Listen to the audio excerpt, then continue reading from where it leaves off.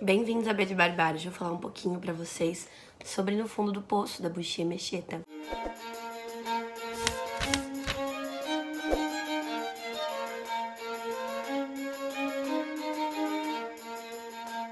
Bom, pessoal, esse aqui é o livro de estreia da Buxia Mecheta, o primeiro livro escrito por ela. Porém, esse livro é a sequência de Cidadã de Segunda Classe. Como assim? A Buxia Mecheta decidiu, então, escrever o livro que ela queria escrever, que era No Fundo do Poço, e depois ela pensou, nossa, mas e se eu explicasse o começo da história de Ada? E foi o que ela fez. Em inglês a gente tem uma palavra para isso, chama prequel. Aqui em português, muitas vezes eu vejo traduzido para frequência, que é o contrário de sequência. Mas, bom, em primeiro lugar eu queria dizer para vocês que essa cópia aqui eu ganhei da Dublinense, então eu queria agradecer a Dublinense. Eu tô absurdamente encantada com a Buxi. Eu acho que é um livro que a Buxi escreve num momento de muita emoção na vida dela. Por quê? A Ada é uma protagonista absurdamente autobiográfica. Assim como a Buxi, a Ada vai com o marido e 5 filhos para a Inglaterra tentar uma vida diferente, acaba não dando certo, como a gente já espera que não dê certo em um livro da Buxi, não é mesmo? E aí a gente vai ter então todos os desdobramentos dessa história. Esse vídeo pode conter alguns spoilers de Cidadã de Segunda Classe, então talvez você queira ver o vídeo antes, talvez você queira ler antes, mas enfim. O que acontece é que no final de Cidadã de Segunda Classe tem uma cena bastante icônica no livro que, pelo que eu sei, também aconteceu com a Buxi, que é a Ada mostra pro marido dela, então, os seus escritos, o seu desejo de ser escritora, e ele queima os livros, né? Ele queima as folhas. E aquilo é o rompimento total para ela. Então ela decide se manter na Inglaterra. Acho que, se não me engano, ela tem 4 filhos, está grávida do 5º na época, e fazer uma faculdade de ciências sociais. E ela fica sozinha, mulher, negra, imigrante, com 5 filhos. Aqui a gente vê um pouco dela como mulher solteira, que é uma coisa que nós não temos na segunda classe. No Cidadã, a gente lida muito com os problemas dela com o marido, em como algumas coisas ela poderia resolver, mas por causa do marido ela não pode, ou alguns obstáculos que o marido impõe. Aqui ela tá sozinha, então o problema é, ela vai morar num residencial que o governo arranja, e aí a assistente social diz, você não pode deixar seus filhos sozinhos, mas ela precisa trabalhar, mas ela precisa ir pra faculdade dela, então o que ela vai fazer? Com quem ela vai deixar esses filhos? Entende? Então são outro tipo de obstáculos que ela vai ter. A maior parte deles são culturais, porque na África se deixa as crianças ali. Por quê? Porque existe um senso de comunidade de que todos cuidam das crianças. Então, se existe um bairro ali, se vem umas crianças para minha casa, tudo bem, as crianças estão ali, eu cuido delas. É um senso comunitário de cuidado, que não existe na Inglaterra, que não existe hoje em dia no Brasil. Pelo menos não na maior parte dos espaços urbanos, né? Então, é muito bacana porque a gente vai ter uma personagem que muitas vezes se segura, que tem medo de errar. Eu acho que a Ada tem alguns preconceitos bastante enraizados nela. Ela muitas vezes deixa de falar coisas que ela pensa, porque ela acha que ela não vale a pena por causa disso ou por causa daquilo. Mas muitas vezes também ela demonstra que sabe que não são apenas motivos objetivos que a fazem ser mal vista. Pelo contrário, ela é mal vista muitas vezes por ser negra, por ser mulher, e tem uma hora que ela verbaliza isso. Tem uma hora que eles estão discutindo o que é uma família problema, né? Porque se usa muito esse nome no residencial. E ela diz, se você é uma mulher solteira, se você é uma mulher com mais de 2 filhos, se você é uma mulher negra, se você veio de outra cultura, você é uma família problema. Não importa que você não dê problema, sabe? Não importa que as coisas estejam acontecendo, porque acontecem, sabe? Eles estão na Inglaterra, no inverno, então eles têm problemas com aquecedor, então eles têm problema com falta de roupa. Isso são problemas comuns, isso não torna as pessoas famílias problema, né? E é isso que a Ada argumenta.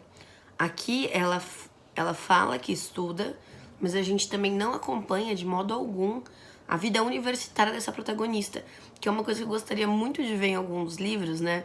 Porque a Dublinense já disse que vai publicar outros livros da Buxi.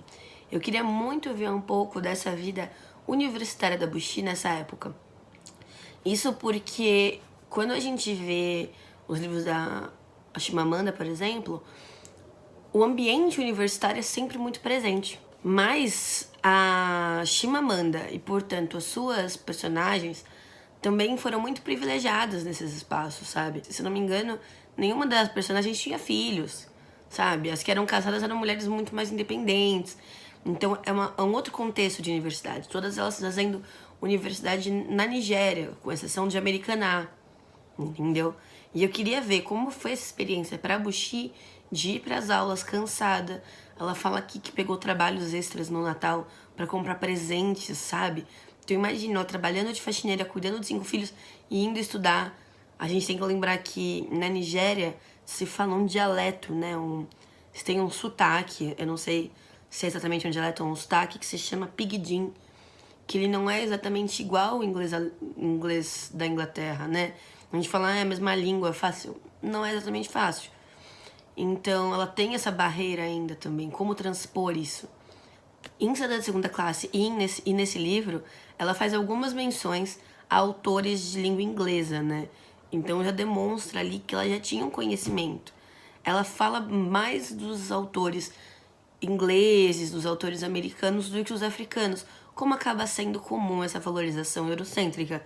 Mas é legal porque você vê que ela tá em contato com esses autores, sabe?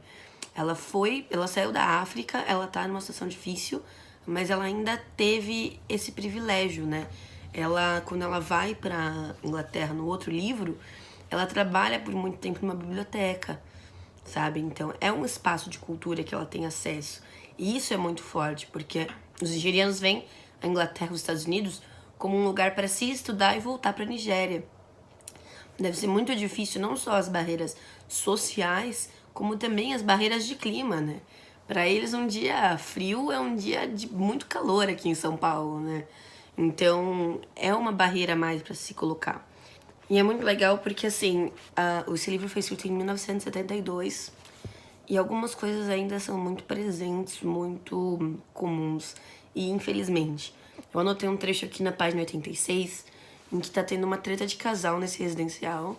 Parece que eles ganham uma pensão de desemprego, só que o marido bebe parte dessa pensão e ainda chega bêbado em casa e a mulher cuidando dos filhos. E aí, a gente escuta as vizinhas falando pra Ada: ai, olha só, ela é uma vagabunda mesmo. Aí você fica assim, gente, pelo amor da deusa. Como assim ela é uma vagabunda? Tipo, só porque ela tá mandando o marido alcoólatra que bebe parte da pensão que sustenta os filhos embora? Sabe? Tipo, ele não ajuda e ele piora ainda por cima, sabe? E aí tem um trecho que eu achei que foi um trecho que me deu um arrepio, assim, que diz assim, né? Sobre esse homem que é o alcoólatra. O Sr. King não era o tipo de pessoa que tinha medo da lei. A polícia não podia fazer muito por uma esposa espancada. Às vezes parecia que o matrimônio, além de ser uma maneira dos homens conseguirem sexo gratuito quando quisessem, também era uma forma legalizada de cometer agressões e sair impunemente. Isso é verdade. É o estupro marital, é a agressão, sabe? São coisas que a sociedade naturalizou por muito tempo e que é presente desde uma classe alta até uma classe mais baixa. Claro que em níveis diferentes, de modos diferentes, mas que é muito presente, é estrutural numa sociedade, né?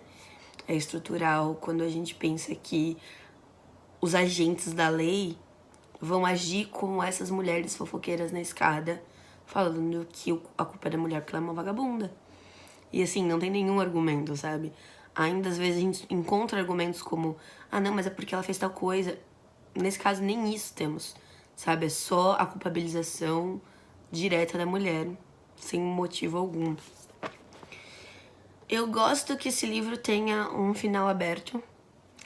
Não é que, tipo, tem alguma trama que fique em aberto. Se conclui as tramas principais e aí termina numa conversa casual. Eu gosto desse tipo de livro porque ele vem pra mostrar a realidade dessa personagem, vem pra mostrar como ela vive, como ela passa por esses obstáculos. Então não precisa ter um grande desfecho, né? Apesar da gente que leu As Alegrias da Maternidade sabe que a Bushi Mecheta é ótima em grandes desfechos, né? Mas eu acho legal encontrar esse outro lado da autora. Até porque, depois de No Fundo do Poço, foi escrito Cidadã, E aí existem alguns livros de diferença até as Alegrias da Maternidade. Então o que eu acredito é que a gente possa acompanhar com essa publicação de mais títulos dela, o crescimento dela como autora, sabe? Ainda que seja preciso entender que esse livro e Alegrias foram escritos em momentos muito importantes da vida dela. Então, momentos em que ela estava mais fragilizada e que isso se transpõe na escrita dela, sabe? Então, pra mim, esse aqui é o meu segundo livro favorito da Buxi agora, só perdendo pro Alegrias, e vamos ver como continua esse placar. Vou dar uma mostradinha aqui na edição, porque como esse livro lançou na sexta-feira passada, pouca gente pode ter tido a oportunidade de ter manuseado o livro, mas ele segue o projeto gráfico dos anteriores, que eu inclusive penso relativamente em comprar o Alegrias dessa coleção, porque eu acho muito bonito e acho que fica lindinho na estante também. Olha aqui como são os capítulos, todos são assim. E aí a lombadinha, bonitinha aqui. É isso, pessoal, espero que tenham gostado desta resenha.